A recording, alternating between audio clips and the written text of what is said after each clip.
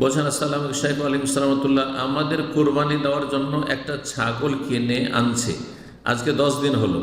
কালকে থেকে ছাগলটা অনেক অসুস্থ। এখন প্রশ্ন হলো সেই ছাগলটা কি বিক্রি করা যাবে? ছাগলটা কি করব, জানি উপকৃত করবেন। প্রশ্ন করেছেন সিঙ্গাপুর থেকে। এই প্রশ্নের উত্তর হচ্ছে যে ছাগল কিনে নিলে সেটি আপনি আল্লাহ রাস্তায় যেন নির্ধারিত করেছে এটি কোরবানি করব।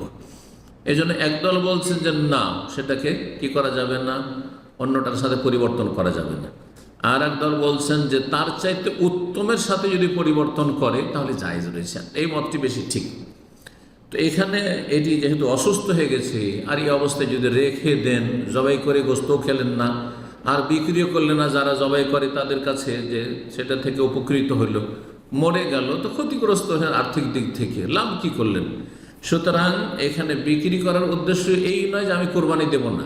কোরবানি বললে একটা পশু কিনে নিয়েছে আর তারপর বলছে আমি এবছর কোরবানি দেব না, বিক্রি করে দেবো, এটা জায়েজ নয়, এটা জায়েজ নয়।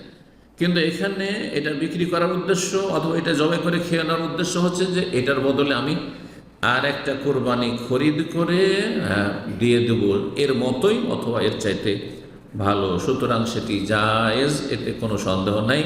আর তাই করুন। আল্লাহ রাব্বুল আলামিন আমাদের সকলের জীবনে বরকত দান করেন, ভালো মানুষদের আল্লাহ হেফাজত করেন, মন্দদেরকে আল্লাহ হেদায়েত করেন, তাদের অনিষ্ট থেকে ভালো মানুষদের রক্ষা করেন, হেফাজত করেন।